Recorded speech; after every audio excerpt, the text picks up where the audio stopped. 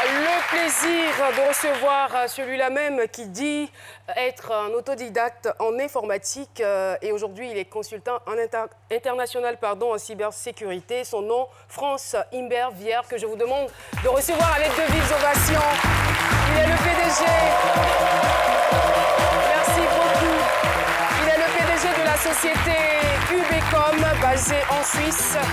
C'est une société, je le rappelle, spécialisée dans le secteur du conseil en cybersécurité. Bonjour et bienvenue, Imbert Vier, sur le plateau de ce midi. Merci pour votre accueil, très joli plateau. Je suis très flatté d'être avec vous. On n'a rien entendu. Peut-être votre voisine, mais le reste... Entendu. Voilà, donc, vous disiez... Merci beaucoup pour votre accueil. Je suis très flatté d'être avec vous. Merci. Et très honoré d'être là. C'est gentil, merci infiniment. Je rappelle le thème autodidacte en informatique. Je suis aujourd'hui un consultant international en cybersécurité. Alors, il faut dire que vous étiez en classe de première lorsque vous avez été piqué par le virus. On se situe là dans les années 1988, oui. Précisément, c'est en 1988. Alors, on aimerait savoir déjà quel genre d'élève étiez-vous et qu'est-ce qui vous a véritablement attiré vers l'informatique? J'étais un élève feignant. Le cursus académique m'ennuyait Non, profondément. ça s'applaudit, ça. Il est tellement honnête. Vous m'avez bien eu, là. J'étais un élève feignant. Non, mais le cursus académique, l'école m'ennuyait, comme ça nous arrive à beaucoup d'entre nous. Et on a tous des passions ailleurs. Et l'informatique était une curiosité très forte, mais malheureusement, mon niveau en mathématiques ne me permettait pas de comprendre ou de saisir toute la profondeur de cela. Et puis un jour, une opportunité est arrivée pour un petit job d'été, pour un salon à l'occasion d'un Apple Expo à Paris. On m'a proposé de distribuer des tracts et d'essayer de vendre quelques ordinateurs ci et là. Et j'en ai tellement bien vendu pendant 5 jours que Apple m'a fait une proposition. C'est ainsi que ma vie a basculé, on va dire, du jour au lendemain, parce que j'ai pu mettre le pied dans une entreprise qui était pour moi un peu le Graal à l'époque de l'informatique et qui m'a fait confiance et qui ne tenait pas compte de mon niveau, de ma compétence. Elle voyait que j'étais doué pour vendre et c'est ce qu'elle voulait de moi. Mais je veux dire qu'il y a quand même eu un parcours, je veux dire, avant qu'Apple ne vous appelle, il y a forcément eu, lorsque vous vous êtes intéressé à l'informatique, il y a eu quand même des étapes. La passion. La passion. La curiosité. Voilà, je vois que je suis devant un avion. Qu'avez-vous découvert de si intéressant? La curiosité, c'est... Très petit, on m'a mis déjà devant un ordinateur à l'école. Quand j'étais en 7e ou en 8e, j'avais 8 ans, 9 ans. J'étais dans un enseignement expérimental où mon prof de maths et mon prof de français étaient un ordinateur. Donc c'est très attractif. On est à une époque complètement folle. On voit des premiers écrans, des claviers, c'est assez incroyable à ce moment-là. Et on est à une époque où on cherche encore des cabines téléphoniques pour téléphoner. On est quand même très loin de ce qu'on vit aujourd'hui. Et puis... avec la curiosité et l'intérêt, mais cette incapacité d'apprendre à l'école normalement et puis progresser avec conviction, c'est juste l'opportunité d'avoir fait le bon boulot au bon moment devant la bonne personne qui fait que ça m'a lancé. Et une fois lancé, eh bien, on crée son propre réseau, mais surtout, on reste en permanence curieux. Et c'est cette curiosité qui permet d'apprendre sans cesse et sans cesse, parce qu'il y a un bagage académique qui est une vraie carence. Et plus on monte dans la hiérarchie, plus on s'adresse à des gens qui sont diplômés, qui sont cultivés, qui ont une richesse intellectuelle très forte. Et cette richesse intellectuelle, pour y faire face, il faut la compenser. C'est clair. Et la compenser, c'est la curiosité. Donc être en éveil en permanence. Alors, ce que je veux savoir, c'est que vous avez la chance de travailler chez Apple. Voilà. Mais en même temps, ce que je veux savoir, c'est qu'il y a quand même une différence entre la vente et la cybersécurité. À l'époque, il n'y avait pas de cybersécurité. On parlait de sécurité informatique, mais on ne parlait pas de cybersécurité. La cybersécurité, elle est arrivée quand l'informatique est arrivée dans les maisons et quand les entreprises ont commencé à communiquer vers l'extérieur. Et là, on est plutôt dans les années 95.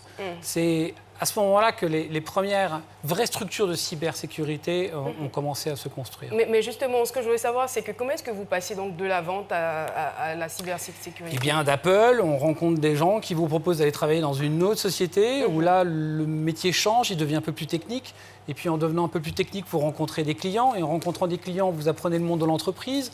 Et vous essayez de corroborer une offre technique avec le monde économique. Donc là, du coup, l'absence de bagage académique encore est une vraie pénalité, mais là, il faut il faut s'accrocher, mais c'est tellement captivant et motivant quand on est passionné que ça passe tout seul.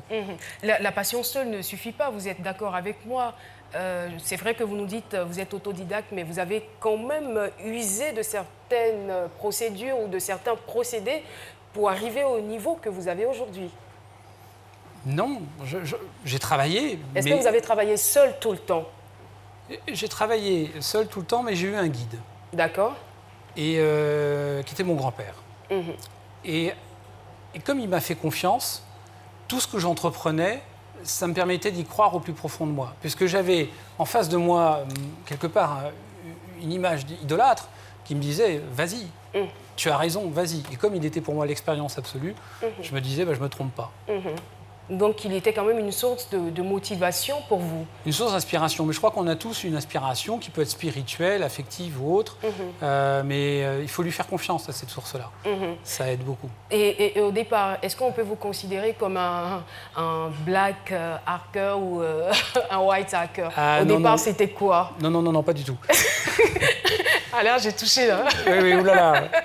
Il y a ce qu'on appelle les black hackers, effectivement, et les white hackers. Les white hackers sont les gentils, sont ceux qui vont aider les entreprises, ou vous, moi, parce qu'on peut être victime de cybersécurité, à se protéger contre les black hackers, les hackers, tout simplement, comme on dit généralement, qui, eux, sont généralement... Mais au départ, dans la fougue de la jeunesse, là, vous étiez un peu un black hacker avant de devenir un white hacker? Non, j'étais pas du tout un rebelle. Non, vous pensez, arrêtez. Sûr.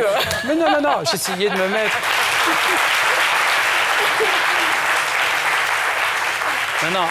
J'essayais de me mettre dans le droit chemin d'une vie sociale installée, avec un loyer, avec une vie sociale, une vie familiale, etc. à construire. Donc, on peut pas être... On choisit d'être un voyou ou pas de l'être. J'ai choisi plutôt le côté policier que le côté voyou.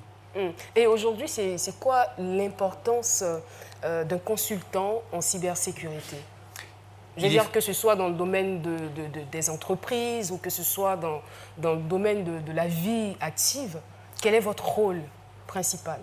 Notre rôle est de conseiller vous, moi, tous consommateurs de solutions digitales, c'est-à-dire dès lors qu'on a un smartphone dans la main, que vous avez un compte Google, que vous avez un compte Facebook, un compte Twitter, vous êtes une victime probante de la cybersécurité. Et vous l'êtes d'autant plus qu'on vous a appris à utiliser ces systèmes qui sont extraordinaires. Puisque avec ça, on est capable de renverser un gouvernement, mais aussi de se faire le meilleur ami du monde au bout du Japon sans jamais l'avoir vu ni le connaître. Donc c'est une puissance incroyable et les applications qui sont en place aujourd'hui et qui vont venir demain sont illimitées en termes d'imagination. Donc on rentre dans une ère qui est, selon un grand anthropologue français, Michel Serres, qui disait on est dans la 4e ère anthropologique humaine. C'est-à-dire que après le langage et après l'écriture et l'imprimerie, l'informatique est la révolution qui va complètement conditionner et modifier le statut du genre humain. Mais on va arrêter de philosopher pour être un peu plus concret dans la démarche.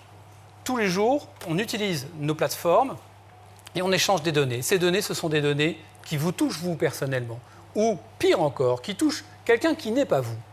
Et vous prenez la parole au nom d'un autre, et très souvent, spontanément, et c'est surtout chez les jeunes, et c'est là où un message très fort à faire passer, d'une part chez les parents, mais les enseignants, et puis évidemment les États, qui ont une responsabilité très forte à cet égard, c'est de dire les réseaux sociaux, on ne peut pas s'en passer. Donc apprenons à nous en servir avec modération et avec intelligence.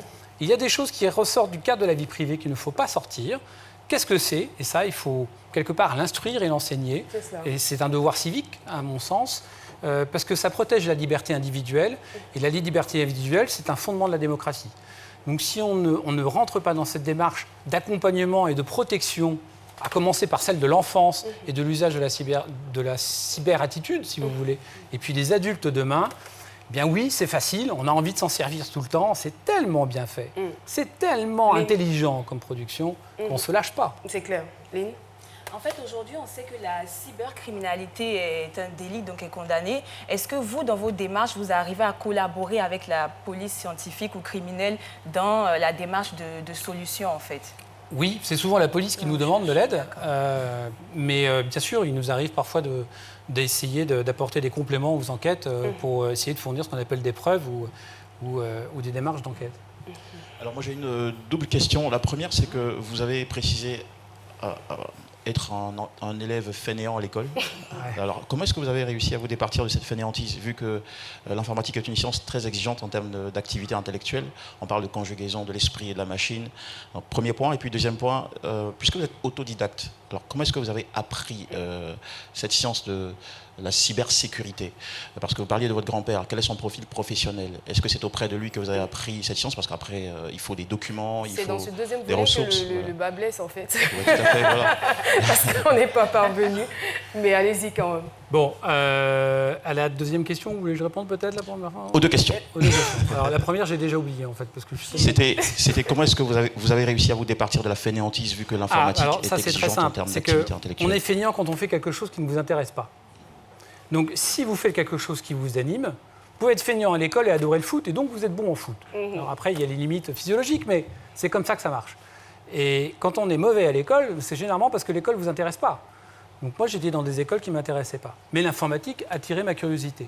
Dès lors qu'on sait lire et écrire, on a les fondamentaux pour pouvoir commencer à intégrer et comprendre les choses. Okay. C'est comme ça que ça Alors, démarre. votre auto-formation en cybersécurité? Elle est venue avec ce qu'on appelle la culture professionnelle. Au fur et à mesure de mes expériences, de mes vies professionnelles dans les différentes entreprises que j'ai eu la chance de rencontrer, eh bien, j'ai eu des occasions incroyables de toucher des environnements qui étaient nouveaux, et évidemment d'apprendre autant que je pouvais. Il y avait une bibliothèque spécialisée, il y avait des experts que vous avez rencontrés, vous avez appris auprès de... Bien sûr. C'était quoi l'apport du grand-père? L'apport du grand-père, c'est un apport purement intellectuel et spirituel. Il était professeur d'économie. C'était anciennement le pilote du général Leclerc, c'est pour ça qu'il faisait une photo d'avion avec moi. Et moi, en tant que jeune pilote, et volé avec l'ancien pilote du général Leclerc, c'était un moment de ma vie qui était particulièrement fort, que rares privilégiés ont eu. Néanmoins, je vais retourner à votre première question. Le monde Apple, sans en faire la publicité, c'est le premier monde informatique qui a été conçu pour ceux qui ne savent pas faire d'informatique. Vous pouviez démarrer un ordinateur et écrire un texte sans savoir écrire une seule ligne de commande ou de programmation. C'était ça, la facilité d'Apple. Donc, quelque part, j'ai aucun mérite, puisque je n'avais pas besoin de connaître l'informatique pour pouvoir utiliser un ordinateur Apple, apprendre avec lui, et puis surtout le vendre. Donc ça, c'était aisé. Et tout à l'heure, dans vos propos, j'ai entendu dire que déjà, avec la cybercriminalité, on est capable de renverser un gouvernement. Ça m'a fait tiquer, parce que là, je me demande, est-ce qu'avec la cybercriminalité, on peut craindre des attaques terroristes? Alors, le printemps arabe n'aurait pas existé s'il n'y avait pas eu Twitter et Facebook. Donc oui, aujourd'hui, avec un clavier, on fait tomber un gouvernement. Et pas qu'un, d'ailleurs. Donc en moins de 5 ans, on a eu un retour d'expérience au niveau planétaire qui est juste incroyable. Juste avec un ordinateur. Aussi simple que cela? C'est aussi simple que cela. Donc ça donne l'idée de la puissance des réseaux sociaux. Mais à l'inverse, ça peut être aussi une machine qui donne l'impression de pouvoir aller vers un élan démocratique, mais s'il n'est pas si bien contrôlé que ça, à commencer par vous, dans l'échange des données, mais oui, je vous prends vous comme exemple parce que vous êtes à ma droite. Mais si vous ne commencez pas à maîtriser vos données, à votre façon de communiquer et à ce que vous dites, ce que vous devez dire doit être pertinent, sensible, mais ne doit pas toucher, impacter la discrimination ou les notions de vulgarisation d'un individu, parce que ça se retournera toujours contre vous et ça blessera toujours quelqu'un. Et ça touche particulièrement les jeunes avec les notions de chantage affectif, coercition sexuelle, etc., qui aujourd'hui impactent considérablement les sociétés en développement et les sociétés occidentales. Mais c'est un peu votre rôle. Est-ce que vous êtes suffisamment armé pour prémunir, on va dire, les différents états de ce phénomène-là? Non, aujourd'hui, c'est un bâton de pèlerin. Je discutais avec un recteur français qui me disait si on voulait créer un doctorat en cybersécurité aujourd'hui, il nous faudrait 10 ans. On est en 2017. 10 ans, c'est énorme. 10 ans, parce qu'il faut 8 ans d'études pour faire un doctorat, il faut 2 ans pour les présélections. Donc si on veut créer un doctorat de cybersécurité, il faut 10 ans. On est en 2017, il n'en existe pas. Donc on a un vrai problème de carence, on a un vrai problème de culture et surtout, on a un manque de ressources incroyable et il y a des perspectives de métiers qui sont très très fortes. Alors là, il faut quand même être un petit peu affiné aux mathématiques, mais il va falloir demander aux jeunes de s'intéresser à cet environnement et à ce monde-là, parce qu'il y a beaucoup de perspectives professionnelles qui sont très fortes et très pertinentes. Merci beaucoup. Nous n'avons pas encore terminé. Mais avant d'aller pour la pub, j'ai tout de même une inquiétude, parce que mon public, il n'est pas aussi froid. Je me demande, soit on ne comprend rien du tout, soit on est tellement intéressé, on veut apprendre, donc on est attentif. C'est quoi? C'est le premier ou c'est le deuxième? Deuxième. Alors, ça me rassure. Ça me rassure. On peut aller pour la pub et on se retrouve dans quelques instants pour poursuivre l'échange. À tout de suite.